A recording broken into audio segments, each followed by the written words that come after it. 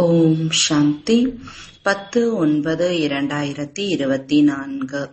இனிமையான குழந்தைகளே, மாயையை வசப்படுத்துவதற்கான மந்திரம் மன்மனாபவ. இந்த மந்திரத்தில்தான் அனைத்து சிறப்புகளும் நிறைந்துள்ளன. இதே மந்திரம் உங்களை தூய்மையாக ஆக்கிவிடுகிறது. கேள்வி: ஆத்மாவின் பாதுகாப்பிற்கான முதல் நம்பர் சாதனம் எது, எப்படி? பதில்: நினைவு யாத்திரைதான் பாதுகாப்பிற்கான நம்பர் 1 சாதனம் ஆகும். ஏனென்றால் இந்த நினைவினால் தான் உங்களுடைய நடத்தை திருந்தும். நீங்கள் மாயை மீது வெற்றி அடைந்து விடுகிறீர்கள். நினைவினால் தூய்மை இல்லாத கர்மேந்திரியங்கள் அமைதியாக ஆகிவிடுகின்றன. நினைவில்தான் சக்தி கிடைக்கிறது. ஞானவாளில் தூய்மையின் கூர்மை தேவை. நினைவினால்தான் இனிய சதோ பிரதானமாக ஆவீர்கள். யாரிடமும் கோபப்பட மாட்டீர்கள். அதனால் நினைவு யாத்திரையில் பலவீனமாக ஆகிவிடக்கூடாது. நாம் எதுவரை நினைவில் இருக்கிறோம் என்று தன்னைத்தான் கேட்க வேண்டும். ஓம் சாந்தி. இனிமையிலும் இனிமையான ஆன்மீக குழந்தைகளுக்கு தினம்தோறும் எச்சரிக்கை அவசியம் கொடுக்க வேண்டியுள்ளது. என்ன எச்சரிக்கை? முதலில் பாதுகாப்பு. பாதுகாப்பு என்பது எது? நினைவு யாத்திரை மூலம் நீங்கள் மிக மிக பாதுகாப்பாக இருக்கிறீர்கள். முக்கியமான விஷயமே குழந்தைகளுக்காக இதுதான் பாபா புரிய வைத்துள்ளார். குழந்தைகள், நீங்கள் எந்த அளவு நினைவு யாத்திரையில் ஈடுபட்டு இருக்கிறீர்களோ அந்த அளவிற்கு மகிழ்ச்சியும் இருக்கும்.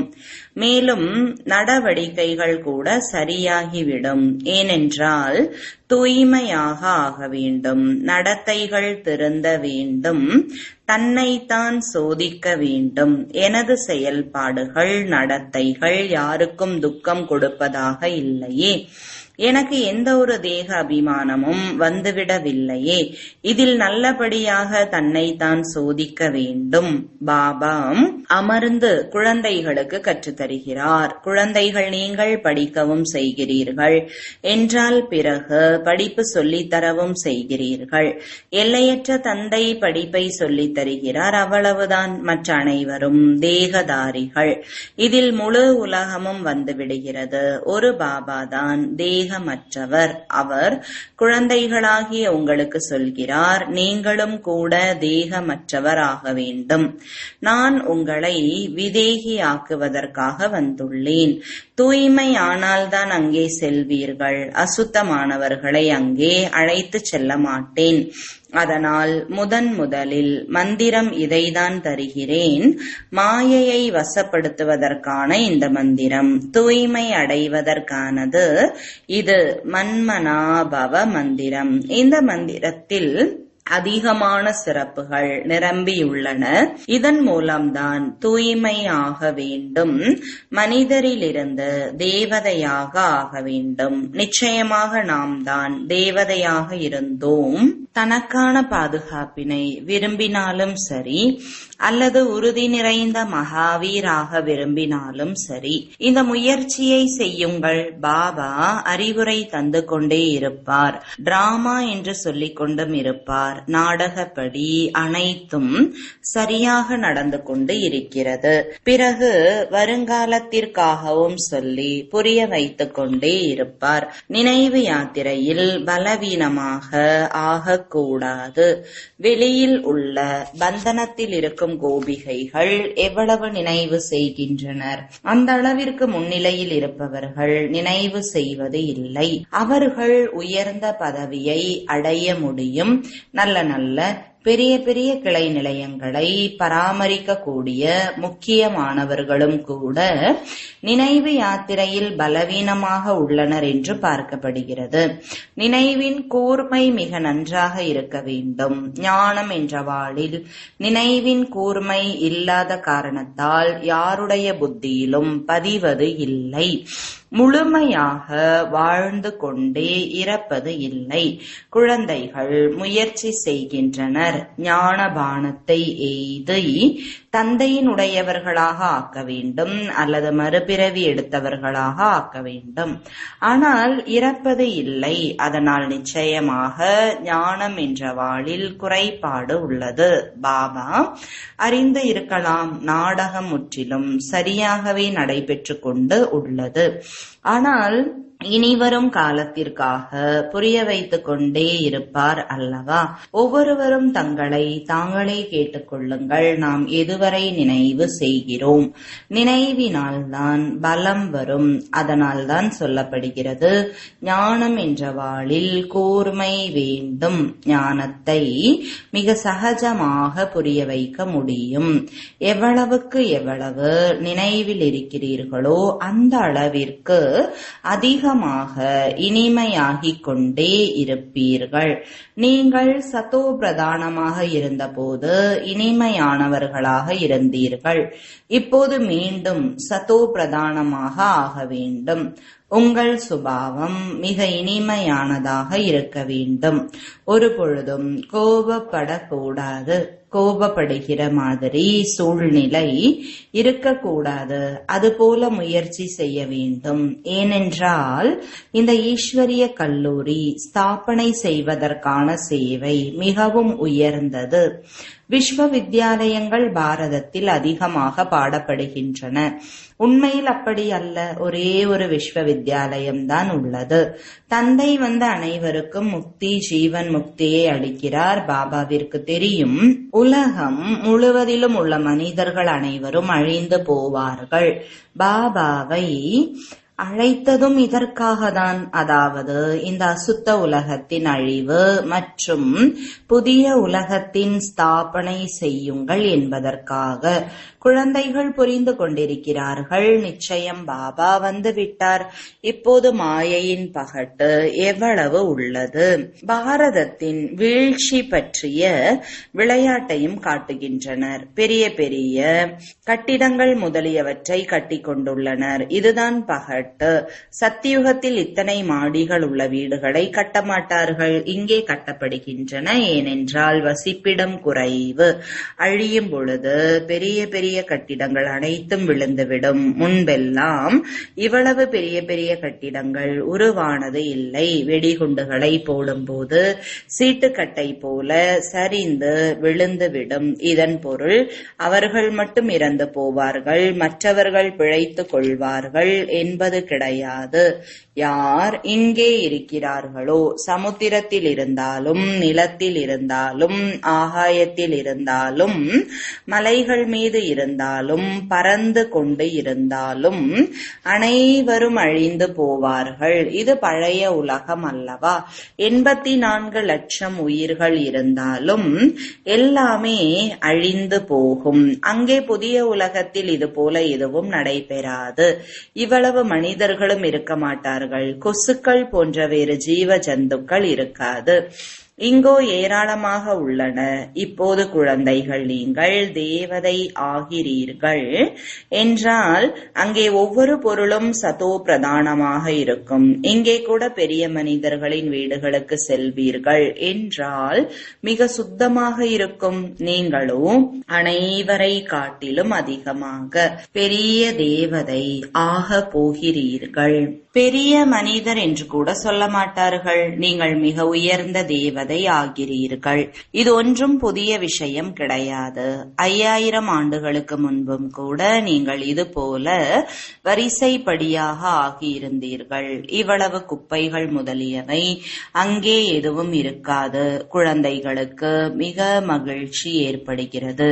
நாம் உயர்ந்த தேவதையாக ஆகப் போகிறோம். ஒரே ஒரு தந்தை தான் நமக்கு படிப்பு சொல்லி தருபவர். அவர் நம்மை மிக உயர்ந்தவர்களாக ஆக்குகிறார். படிப்பில் எப்பொழுதும் வரிசைப்படியாக தகுதியுள்ளவர்கள் இருப்பார்கள். சிலர் குறைவாக படிக்கின்றனர், சிலர் அதிகமாக படிக்கின்றனர். இப்பொழுது குழந்தைகள் முயற்சி செய்து கொண்டு உள்ளனர். பெரிய பெரிய கிளை நிலையங்களை திறந்து கொண்டு இருக்கின்றனர். பெரிய பெரிய மனிதர்களுக்கு தெரிய வேண்டும் என்பதற்காக. பாரதத்தின் புராதன ராஜயோகம் பாடப்பட்டுள்ளது. குறிப்பாக வெளிநாட்டினருக்கு அதிக ஆர்வம் உள்ளது ராஜயோகத்தை கற்பதற்காக. பாரதவாசிகள் தமோ பிரதானமான புத்தி உள்ளவர்கள். அவர்கள் கூட தமோ புத்தி உள்ளவர்கள். அதனால் அவர்களுக்கு பாரதத்தின் புராதன ராஜயோகத்தை கற்பதற்கான ஆர்வம் உள்ளது. பாரதத்தின் புராதன ராஜயோகம் பெயர் பெற்றது. அதன் மூலம்தான் பாரதம் சொர்க்கமாக ஆனது. முழுமையாக புரிந்து கொள்பவர்கள் மிக சிலரே வருகின்றனர். சொர்க்கமாகிய ஹெவன் கடந்து சென்று விட்டது. மீண்டும் நிச்சயமாக வரும் ஹெவன் அல்லது பாரடைஸ் அனைத்தையும் விட பெரிய உலக அதிசயமாகும். சொர்க்கத்திற்கு எவ்வளவு பெயர் புகழ் உள்ளது. சொர்க்கம் மற்றும் நரகம், சிவாலயம் மற்றும் வைஷாலயம். நாம் இப்பொழுது சிவாலயத்திற்கு செல்ல வேண்டும் என்பது குழந்தைகளுக்கு வரிசைப்படியாக நினைவில் உள்ளது. அங்கே செல்வதற்காக சிவபாபாவை நினைவு செய்ய வேண்டும். அவர்தான் அனைவரையும் அழைத்து செல்பவர், அனைவரையும் அழைத்து செல்லும் வழிகாட்டி. பக்தி இரவு என்று சொல்லப்படுகிறது, ஞானம் பகல் என்று சொல்லப்படுகிறது. இது எல்லையற்ற விஷயம். புதிய பொருள் மற்றும் பழைய பொருளுக்கு இடையில் மிகுந்த வேறுபாடு உள்ளது. இப்போது குழந்தைகளுக்கு மனதில் தோன்றுகிறது, இவ்வளவு உயர்ந்ததிலும் உயர்ந்த படிப்பு, உயர்ந்ததிலும் உயர்ந்த கட்டிடத்தில் படிப்பிப்போம் என்றால் பெரிய பெரிய மனிதர்கள் வருவார்கள். ஒவ்வொருவருக்கும் அமர்ந்து சொல்லி புரிய வைக்க வேண்டியுள்ளது. உண்மையில் படிப்பு அல்லது கல்விக்காக தனிமையான இடங்கள் உள்ளன. பிரம்ம ஞானிகளின் ஆசிரமங்களும் நகரத்தில் இருந்து வெகு தொலைவில் உள்ளன. மேலும் கீழ்த்தளத்தில்தான் இருக்கின்றனர். இவ்வளவு உயரமான மாடிகளில் இருப்பது இல்லை. இப்போதோ தமோ பிரதானமாக ஆன காரணத்தினால் நகரத்தின் உள்ளே சென்றுவிட்டனர். அந்த சக்தி குறைந்து போய்விட்டது. இந்த சமயம் அனைவரின் பேட்டரியும் காலியாகி விட்டுள்ளது. இப்போது பேட்டரியை எப்படி நிரப்புவது? இதை பாபாவை தவிர யாரும் பேட்டரி சார்ஜ் செய்ய முடியாது. குழந்தைகளுக்கு பேட்டரி சார்ஜ் செய்வதால் தான் சக்தி வருகிறது. அதற்காக முக்கியமானது நினைவு.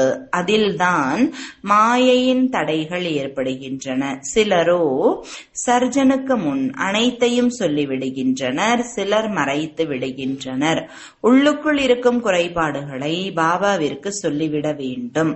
இந்த ஜென்மத்தில் என்ன பாவங்கள் செய்து உள்ளனரோ அவற்றை அழிவற்ற மருத்துவருக்கு முன்னால் வர்ணனை செய்துவிட வேண்டும். இல்லை என்றால் மனதுக்குள் அரித்துக் கொண்டே இருக்கும். சொன்னதற்கு பிறகு அரிக்காது, உள்ளுக்குள்ளேயே வைத்து விடுவது நஷ்டத்தை உண்டாக்கிவிடும். யார் உண்மையிலும் உண்மையான குழந்தைகளாக ஆகின்றனரோ அவர்கள் அனைத்தையும் பாபாவிற்கு சொல்லிவிடுவார்கள். இந்த ஜென்மத்தில் இந்த பாவங்களை செய்து உள்ளேன். நாளுக்கு நாள் பாபா உத்வேகம் கொடுத்து கொண்டே இருக்கிறார். இது உங்களுடைய கடைசி பிறவி. தமோ பிரதானத்தினால் அவசியம் பாவம் நடைபெறும் அல்லவா? பாபா கூறுகிறார், நான் அநேக பிறவிகளின் கடைசியில் யார் நம்பர் 1 தூய்மையற்றவராக ஆகியிருக்கிறாரோ அவருக்கு உள்தான் பிரவேசம். ஏனென்றால் அவர்தான் மீண்டும் நம்பர் 1 செல்ல வேண்டும். அதிக முயற்சி செய்ய வேண்டியுள்ளது. இந்த பிறவியில் பாவங்கள் நிகழ்ந்துள்ளன அல்லவா? நாம் என்ன செய்து கொண்டிருக்கிறோம் என்று அநேகருக்கு தெரிவதே இல்லை. உண்மையை கூறுவது இல்லை. ஒரு சிலர் உண்மையை கூறிவிடுகின்றனர். பாபா புரிய வைத்துள்ளார், குழந்தைகளே, உங்களுடைய கர்ம இந்திரியங்கள் கர்மாதீத் நிலையை அடையும் பொழுதுதான் அமைதி அடைகின்றன. எப்படி மனிதர்கள் முதுமை அடைந்து விட்டால் கர்ம இந்திரியங்கள் தாமாகவே அமைதி அடைந்து விடுகின்றன. இதில் சிறு வயதிலேயே அனைத்தும் அமைதி அடைந்து விட வேண்டும். யோக பலத்தில் நல்லபடியாக இருந்தால் இந்த அனைத்து விஷயங்களும் முடிவு வந்துவிடும். அங்கே இது போன்ற அழுக்கான நோய், குப்பை போன்ற எதுவும் இருப்பது இல்லை. மனிதர்கள் மிக சுத்தமாக தூய்மையாக இருப்பார்கள். அது ராமராஜ்யம், இது ராவண ராஜ்யம். ஆகவே அநேக விதமான அழுக்கான நோய்கள் போன்றவை உள்ளன. சத்தியுகத்தில் இவை எதுவும் இருக்காது. கேட்கவே வேண்டாம். பெயரே எவ்வளவு முதல் தரமானதாக உள்ளது. சொர்க்கம், புதிய உலகம் மிக தூய்மையாக இருக்கும். பாபா புரிய வைக்கிறார், இந்த புருஷோத்தம சங்கம யுகத்தில் தான் நீங்கள் இந்த அனைத்து விஷயங்களையும் கேட்கிறீர்கள். நேற்று நீங்கள் கேட்டது இல்லை. நேற்று மரண உலகின் எஜமானர்களாக இருந்தீர்கள், இன்று அமர உலகின் எஜமானன் ஆகிறீர்கள். நம்பிக்கை ஏற்பட்டு விடுகிறது. நேற்று மரண உலகத்தில் இருந்தோம், இப்போது சங்கம யுகத்தில் வருவதன் மூலம் அமர உலகத்திற்கு செல்வதற்காக நீங்கள் முயற்சி செய்து கொண்டு இருக்கிறீர்கள். படிப்பு சொல்லி தருபவர் இப்போது கிடைத்துள்ளார். நல்லபடியாக படிக்கிறார்கள் என்றால் பணம் முதலியவற்றை கூட நன்கு சம்பாதிக்கின்றனர். தியாகம் படிப்புக்கு தான் என்று கூறுவார்கள். இதுவும் அது போலதான். இந்த படிப்பினால் நீங்கள் மிக உயர்ந்த பதவியை அடைகிறீர்கள். இப்போது நீங்கள் ஒளியில் இருக்கிறீர்கள். இதுவும் குழந்தைகளாகிய உங்களை தவிர வேறு யாருக்கும் தெரியாது. நீங்களும் பிறகு அடிக்கடி மறந்து போகிறீர்கள். பழைய உலகத்திற்கு சென்று விடுவீர்கள். மறப்பது என்றால் பழைய உலகத்திற்கு செல்வது என்று பொருள். இப்பொழுது சங்கமயுக பிராமணர்களாகிய உங்களுக்கு தெரியும், நாம் கலியுகத்தில் இல்லை. இதை எப்பொழுதும் நினைவில் வைத்துக் கொள்ள வேண்டும். நாம் புதிய உலகத்தின் எஜமானனாக ஆகிக் கொண்டு இருக்கிறோம். பாபா நமக்கு படிப்பு சொல்லித் தருகிறார், புதிய உலகிற்கு செல்வதற்காக. இது சுத்தமான அகங்காரம் ஆகும். குழந்தைகளாகிய உங்களுக்கும் கூட ஒருபோதும் அசுத்தமான சிந்தனை வரக்கூடாது. முயற்சி செய்து செய்தே கடைசியில் முடிவு வெளிப்படும். பாபா புரிய வைக்கிறார், இந்த சமயம் வரை அனைவரும் முயற்சி செய்பவர்கள்தான். தேர்வு வந்துவிட்டால் வரிசைப்படியாக தேர்ச்சி அடைந்து பிறகு மாற்றலாகி விடுவார்கள். உங்களுடையது எல்லையற்ற படிப்பு. இதை நீங்கள் மட்டுமே அறிவீர்கள். நீங்கள் எவ்வளவு சொல்லி புரிய வைக்கிறீர்கள்? புதிதாக வந்து கொண்டு இருக்கின்றனர். எல்லையற்ற தந்தையிடம் ஆஸ்தியை பெறுவதற்காக தூரத்தில் இருக்கலாம். இருந்தாலும் கேட்டு கேட்டே இப்படிப்பட்ட தந்தையை காண செல்ல வேண்டும் என்பதற்காக நம்பிக்கை புத்தி உள்ளவர்களாக ஆகிவிடுகின்றனர். எந்த தந்தை குழந்தைகளுக்கு படிப்பு சொல்லி தந்து இருக்கிறாரோ அப்படிப்பட்ட தந்தையை நேரடியாக அவசியம் சந்திக்க வேண்டும். புரிந்து கொண்டுதான் இங்கே வந்திருக்கின்றனர். பாபா கூறுகிறார், மனதில் எந்த விஷயம் இருந்தாலும் கூட புரியவில்லை என்றால் கேளுங்கள். பாபா காந்தம் அல்லவா? யாருடைய பாக்கியத்தில் உள்ளதோ அவர்கள் நல்லபடியாக பிடித்துக் கொள்ள முடியும். பாக்கியத்தில் இல்லை என்றால் முடிந்தது. கேட்டும் கேளாதவர்களாக இருந்து விடுகின்றனர். இங்கே யார் அமர்ந்து படிப்பு சொல்லித் தருகிறார்? பகவான். அவருடைய பெயர் சிவன். சிவபாபா தான் நமக்கு சொர்க்கத்தின் ராஜ்ய பதவியை தருகிறார். பிறகு எந்த படிப்பு நல்லது? நீங்கள் சொல்வீர்கள், எங்களுக்கு சிவபாபா படிப்பு சொல்லி தருகிறார். இதன் மூலம் 21 பிறவிகளுக்கான ராஜ்ய பதவி கிடைக்கிறது. இப்படி புரிய வைத்தே அழைத்து செல்கிறார். சிலரோ முழுமையாக புரிந்து கொள்ளாத காரணத்தால் இவ்வளவு சேவை செய்ய முடிவது இல்லை. பந்தனத்தின் பிணைப்பில் கட்டுண்டு இருக்கின்றனர். ஆரம்பத்திலோ நீங்கள் எப்படி தங்களை சங்கிலியால் கட்டப்பட்டதிலிருந்து விடுவித்துக் கொண்டு வந்தீர்கள்? எப்படி சிலர் போதை மிக்கவர்களாக இருக்கிறார்கள்? இதுவும் நாடகத்தில் ஒரு பாகமாக இருந்தது. அது கவர்ச்சியாக ஆயிற்று. நாடகத்தில் பட்டி நடைபெற வேண்டும் என்று இருந்தது. உயிருடன் இருந்து கொண்டே இறந்த நிலையை அடைந்து பிறகு மாயையின் பக்கம் ஒரு சிலர் சென்றுவிட்டனர். யுத்தம் நடைபெறுகிறது அல்லவா? மாயை பார்க்கிறது, இவர் மிகவும் தைரியத்தை காட்டியிருக்கிறார், இப்போது நாமும் அடி கொடுத்து பார்ப்போம், உறுதியாக இருக்கிறார்களா இல்லையா என்று. குழந்தைகளுக்கு எவ்வளவு பராமரிப்பு இருந்தது? அனைத்தையும் கற்றுக் கொடுத்து இருந்தார். குழந்தைகள், நீங்கள் ஆல்பம் முதலியவற்றை பார்க்கிறீர்கள், ஆனால் சித்திரங்களை பார்ப்பதால் கூட புரிந்து கொள்ள முடியாது. என்னென்ன நடந்தது என்று யாரேனும் அமர்ந்து புரிய வைக்க வேண்டும். எப்படி பட்டியில் இருந்தார்கள், பிறகு ஒவ்வொருவரும் எப்படி வெளியேறினார்கள், எப்படி ரூபாய் நோட்டு அச்சடிக்கும் போது கூட சில கெட்டு போகின்றன. இது ஈஸ்வரிய இயக்கமாகும். ஈஸ்வரன் அமர்ந்து தர்மத்தை உருவாக்குகிறார். இந்த விஷயம் யாருக்கும் தெரியாது. பாபாவை அழைக்கிறார்கள், ஆனால் எதையும் புரிந்து கொள்வது இல்லை. இது எப்படி முடியும் என கேட்கின்றனர். மாயை ராவணன் இவ்வாறு ஆக்கிவிட்டது. சிவபாபாவிற்கு பூஜை செய்கின்றனர். பிறகு எங்கும் வியாபித்து இருப்பவர் என்று சொல்லிவிடுகின்றனர். சிவபாபா என்று சொல்கிறீர்கள், பிறகு எப்படி எங்கும் வியாபித்து இருப்பார்? பூஜை செய்கின்றனர், லிங்கத்தை சிவன் என சொல்கின்றனர்.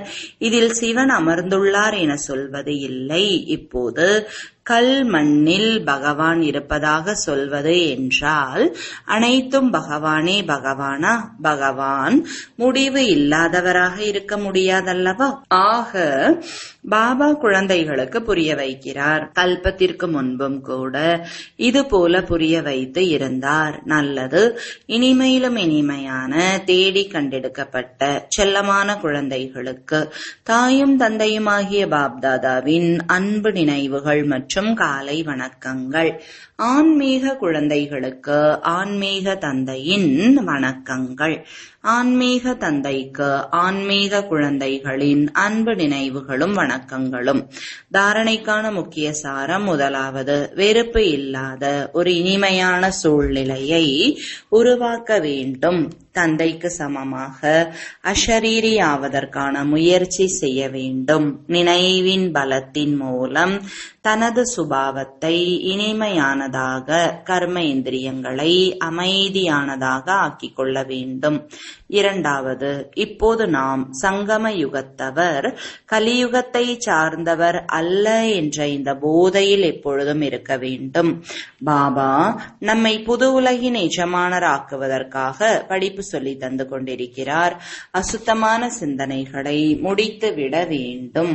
வரதானம்: அகால பீடம் மற்றும் இதய பீடத்தில் அமர்ந்து எப்பொழுதும் சிறந்த செயல்களை செய்யக்கூடிய கர்மயோகி ஆவீர்களாக. விளக்கம்: இந்த நேரத்தில் குழந்தைகளாகிய உங்களுக்கு 2 பீடம் கிடைக்கிறது. ஒன்று அகால பீடம், இரண்டாவது இதய பீடம். ஆனால் யாருடைய ஆட்சி நடக்கிறதோ அவர்கள்தான் சிம்மாசனத்தில் அமர்கிறார்கள். அழிவற்ற சிம்மாசனத்தின் அதிகாரி யார்? இந்த பீடத்தில் அமரக்கூடியவர்களாக இருக்கிறார்களோ அவர்கள் சுயராஜ்ய அதிகாரியாக இருப்பார்கள். மேலும் தந்தையின் இதய சிம்மாசனத்திற்கு அதிகாரியாக அமர்ந்திருப்பவர்கள் தந்தையின் ஆஸ்திக்கு அதிகாரி ஆவார்கள். அதில் ராஜ்ய பாக்கியம் அனைத்தும் வந்து விடுகிறது. கர்ம யோகி என்றால் 2 பீடங்களிலும் அமர்ந்து இருப்பவர்கள்.